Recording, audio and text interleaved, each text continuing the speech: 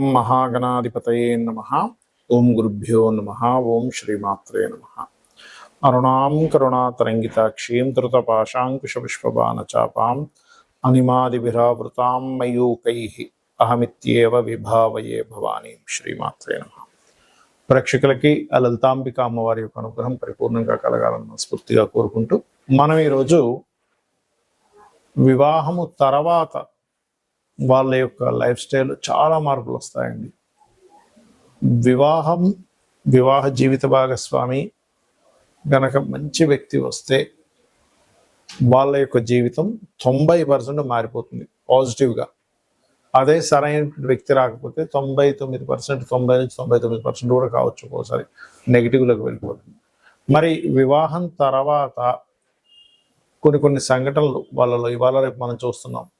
భార్యని భర్త చంపేయడం, భర్తను భార్య చంపేయడం, చాలా సంఘటనలు ఈ మధ్య మరి ఈ నెల అయితే ఎక్కువగా చూసాం.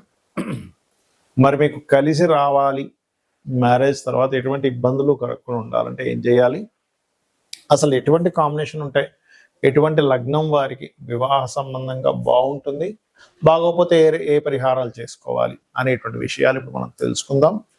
అయితే ఈ విషయాలు చెప్తుంది నేనైనప్పటికీ కూడా చెప్పిస్తుంది సాక్షాత్ లలిత అమ్మవారిగా భావిస్తూ ఒక్కొక్కరి గురించి తెలుసుకుందాం. ముందుగా మేషలగ్నం వారికి సప్తమ స్థానాధిపతి అని ఉంటారు. ప్రతి ఒక్కరికి ఏంటంటే సప్తమ స్థానమే వివాహ స్థానం, గుర్తుపెట్టుకోండి, వివాహ జీవిత భాగస్వామి స్థానం. ఈ సప్తమ స్థానాధిపతి శుక్రుడు అవుతాడు. మీకు శుక్రుడికి 2వ ఆధిపత్యం కూడా ఉంది. అంటే మీ యొక్క జీవితంలో వివాహం తర్వాతే ధన సంబంధించిన యోగం ఫామ్ అవుతుంది అనేటువంటిది మేషలగ్నం వారికి ఉంటుంది. అయితే ఎప్పుడైతే శుక్రుడు పాడవుతారో ఎవరికైనా వాళ్ళకి ఆ యోగం అనేది క్యాన్సిలేషన్ అవుతుంది. అంటే ఒక యోగం ఉంది కానీ మీకు వస్తుందా లేదా చూడండి. కొన్నిసార్లు తండ్రికి ఆస్తుంది కానీ ఇస్తాడా లేడా అంటే తండ్రికి కొడుకు గొడవ ఉంది అనుకోండి, కొడుకు తండ్రికి కావచ్చు, తాతకి కావచ్చు. అలాగే మీకు ఇన్బిల్ట్గా ఉన్న యోగం ఉంది కానీ ఆ శుక్రుడు పాడయ్యాడు అన్నప్పుడు ఏ గ్రహాల ద్వారా పాడయ్యాడు, ధనయోగం పట్టాల్సింది నిర్ధనయోగంగా ఎందుకు మారిపోతుంది అనే విషయాన్ని మనం తెలుసుకోవాలి. ఇది ఒక ఎత్తు అయితే, మరికొంతమందికి ఏమవుతుందంటే శుక్రుడు కొన్ని లగ్నాలకి ఈ 2-7 ఆధిపత్యమే రావడం కాకుండా వేరే కొన్ని పాపగ్రహాలతో కలిసి ఉంటుంటాడు. అంటే అలాగా శని కుజులతో కలిసి ఉన్నాడు. అప్పుడు ఏమవుతుంది, వచ్చేటువంటి భార్య ద్వారా వీళ్ళు ఎక్కువ ఎదుర్కొని ఉంటారు. అంటే పోలీస్ స్టేషన్స్ అని, గొడవలని, ఇట్లా. మరి అప్పుడు ఏం చేయాలి, ఎందుకంటే లగ్నానికి లగ్నాధిపతే కదండి కుజుడు. కానీ ఇక్కడ మనం అర్థం చేసుకోవాల్సింది ఏంటంటే ఈ లగ్నానికి పాపి అయిన శనితో కలిసి ఉన్న కుజుడు ఆ యొక్క శుక్రుడితో కలిసి ఉన్నాడు. ఇక్కడ చాలా మందికి సందేహం వస్తుంది, ఏమండి శుక్రుడు శనికి ఫ్రెండ్ కదా, హాని చేస్తాడా అన్నప్పుడు శని శుక్రుడికి ఫ్రెండే, కానీ కుజుడితో ఉన్న శని లగ్నాధిపతే కదండి, అక్కడ సప్తమాధిపతితో ఉన్నది అంటే లగ్నాధిపతి ఉన్నాడు కానీ శనితో కలిసి ఉన్నాడు. ఇలాగా అసలు కేతువుతో కలిసి ఉన్నాడా మీ యొక్క శుక్రుడు తెలుసుకోవాలి. అప్పుడు లక్ష్మీ గణపతి యొక్క ఆరాధన, ముఖ్యంగా శుక్రగ్రహం అనేటువంటిది ఏదైతే ఉంటుందో అది ఎక్కువగా పాడయ్యేటువంటిది కేతు ద్వారా పాడవుతుంది. అలాంటప్పుడు లక్ష్మీ గణపతిని, నవగ్రహాల్లో కేతు గ్రహాన్ని దీపారాధన చేస్తూ ఉంటే కూడా దీని ప్రభావం అనేటువంటి తగ్గుతుంది. దీంతో పాటు కొంతమందికి చూడండి గండాలు ఉంటాయి.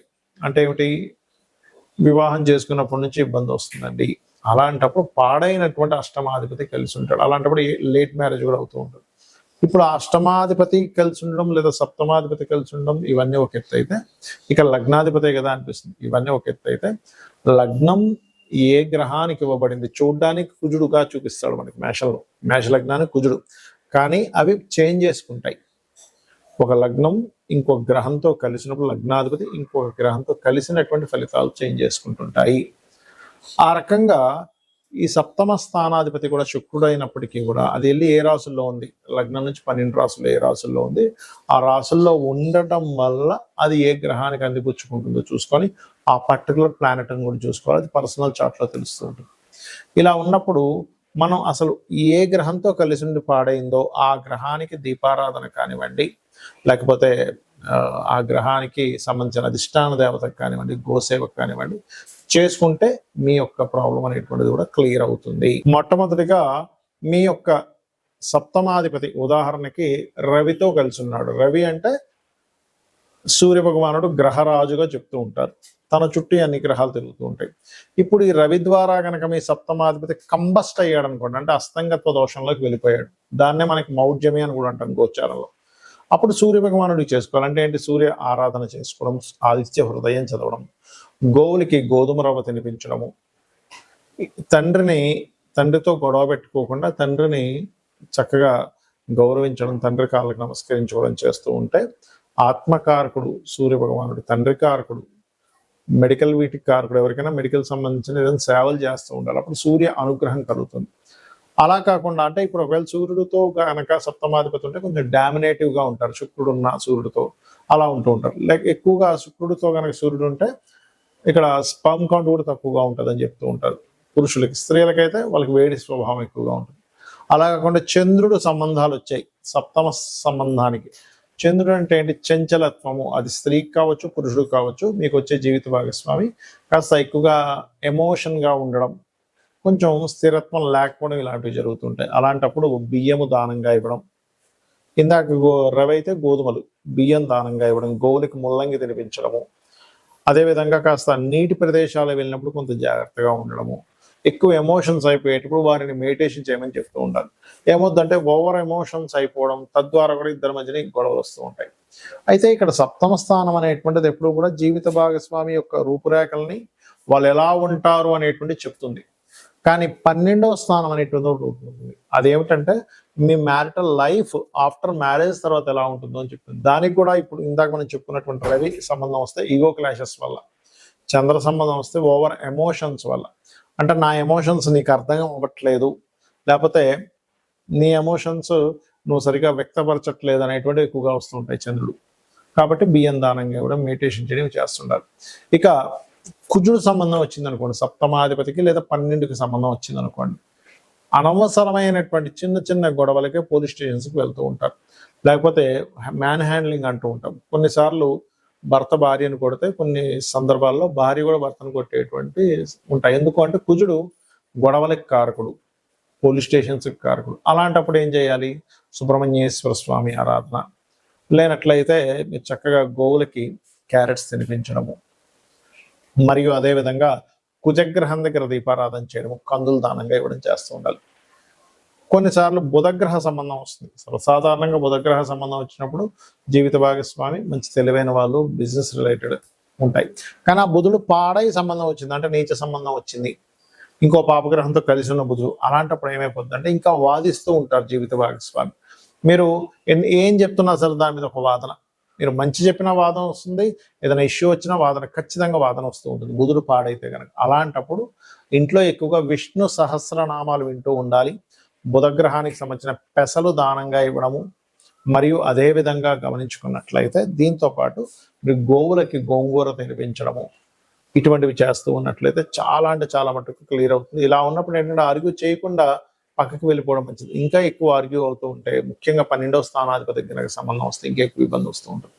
అదేవిధంగా బంధువర్గం మూలంగా కొన్ని అపనిందలు పడడం, నువ్వు భర్తను సరిగ్గా చూసుకోవట్లేదంట, భార్యను సరిగ్గా చూసుకోవట్లేదంట అని, అది ఒక్కొక్కసారి మీరు ఎంత బాగా చూస్తున్న ఒక చిన్న ఇష్యూయే అది అందరికీ వెళ్ళిపోవడం, ఒక గాసిప్ లాగా ఇట్లాంటివి జరుగుతుంటాయి.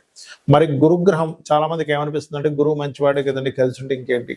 కానీ మీ లగ్నానికి పాపి అయి సప్తమాధిపతితోనో 12తోనో, లేదా సప్తమ పోర్ట్ఫోలియోతోనో 12వ పోర్ట్ఫోలియోతో కనుక కనెక్ట్ అయ్యి పాప అయితే కనుక అప్పుడు జరిగేది ఏమిటంటే, చూడ్డానికి బయటకు కొన్నిసార్లు కొంతమంది బాగా ధర్మంగా ఉన్నారనిపిస్తుంది, కానీ వాళ్ళు కొన్ని అధర్మపరమైనటువంటి పనులు చేయడం వల్ల, ఎథిక్స్ లేకుండా చేసిన పనుల వల్ల ఇద్దరి మధ్యన విభేదాలు వస్తూ ఉంటాయి.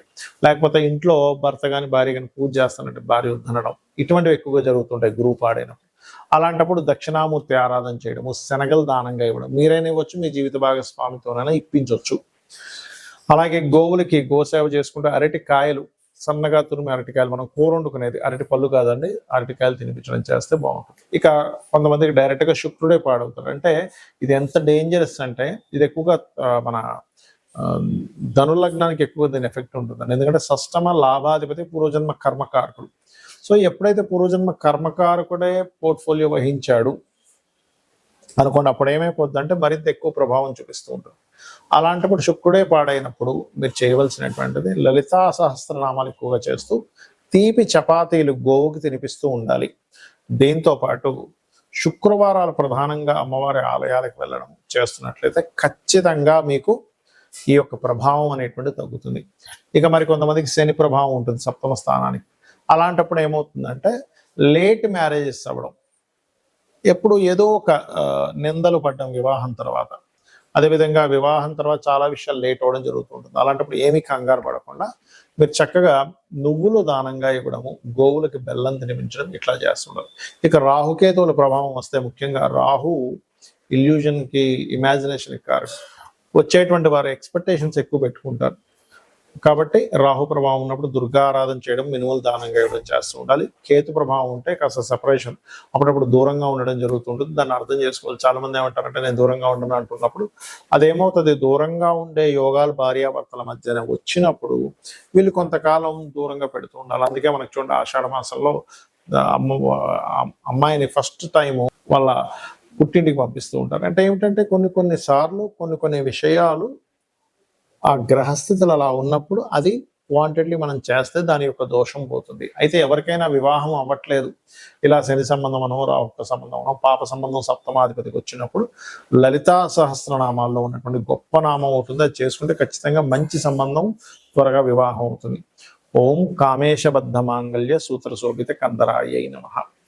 ఇక వివాహం అయిందండి కానీ మాకు ఇబ్బంది వస్తుంది, ఎప్పుడు ఏదో గొడవలు వస్తున్నాయి అనుకున్నప్పుడు మీ వ్యయాధిపతి అంటే మీ 12వ స్థానాధిపతి, 12వ పోర్ట్ఫోలియో కారకుడు ఏ గ్రహం ద్వారా పాడైందో తెలుసుకొని మనం ఇప్పుడు చెప్పినటువంటి దానాలు ఇవ్వడం. ఇందాక రాహు అనుకోండి మినుములు, కేతు అనుకోండి ఉలవలు దానంగా ఇస్తూ ఉండాలి. అయితే వీటికి దానాలు ఇచ్చుకుంటూ మీరు ప్రత్యేకంగా ఓం శివకామేశ్వరాంకస్త శివ స్వాధీన వల్లభాయే నమః అని చేసినట్లయితే ఖచ్చితంగా బాగుంటుంది.